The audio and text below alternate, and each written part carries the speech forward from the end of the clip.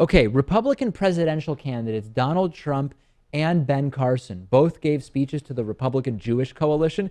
This is quite a small coalition, I should mention. I mean, Jewish Republicans are, it's not like the Loch Ness monster, maybe not existent at all.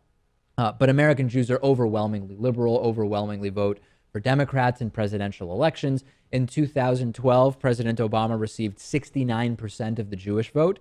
In 2008, President Obama received 78% of the Jewish vote. In 2004, John Kerry received 76% of the Jewish vote, and Al Gore had just under 80% of the Jewish vote in the year 2000. So Jews are liberal. We know that. No surprise.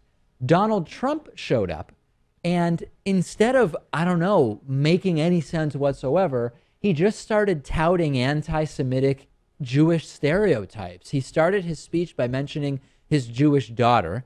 Always good to know, I guess, that you have Jews in your life. And then he started talking about how the Republican Jews won't support him because he doesn't want their money, but they don't want to give him money, or they do. Like, it wasn't even clear what he was talking about. He talked about how he's a good negotiator, like the Jews in the room. And then he said, this room is one of the rooms with the most good negotiators, maybe that he's ever been in.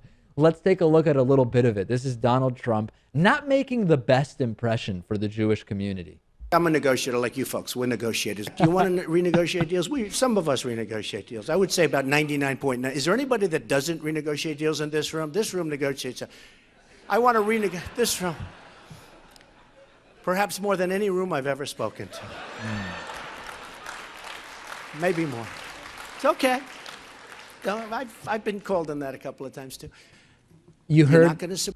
Yeah, you heard some. Was there more there, Lewis? I'm sorry, I didn't mean to cut it off. Oh, well, not anymore. Okay. You heard some applause, but the reviews were not good. He might as well have said, listen, like you, I know how to Jew people down in negotiations. And I've experienced that firsthand. People have used that term in front of me, and it didn't go that well after that. None of those people are still my friends. These are the comments that play on ancient Jewish stereotypes as, Jews as money-grubbing merchants, and it's one of the worst, broader stereotypes about Jews that exist. It ignores the anti-Semitic horrible realities of why Jews have been pushed into certain areas of life and industry by anti-Semitism in the past. And, at worst, these are completely blatantly anti-Semitic statements. At best, Trump is sort of a fool for thinking this is how you win over Jews, right?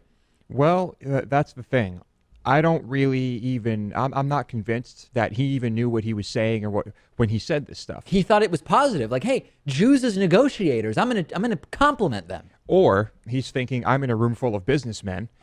And, well, businessmen renegotiate deals. So that's, I'm not convinced that he was even trying to compliment them or that he was even aware in any capacity that he might have been saying something inflammatory or stereotypical. Republican Ari Fleischer tweeted, "You're not going to support me because I don't want your money," end quote. What the hell does that even mean? Ben Jacobs says, "You have to give plaudits to Donald Trump for chutzpah. Who else gives a borderline anti-Semitic speech at the Republican Jewish coalition?" I mean, it is ballsy, right, Lewis, to say, I'm going to go talk to Jews and I'm just going to make jokes about anti-Jewish stereotypes. And now Trump has insulted in this campaign the disabled, Muslims, women, immigrants, refugees, blacks, and Jews. He's really checking off all boxes. Don't forget Mexicans. Well, immigrants, I guess he was talking specifically about Mexican immigrants.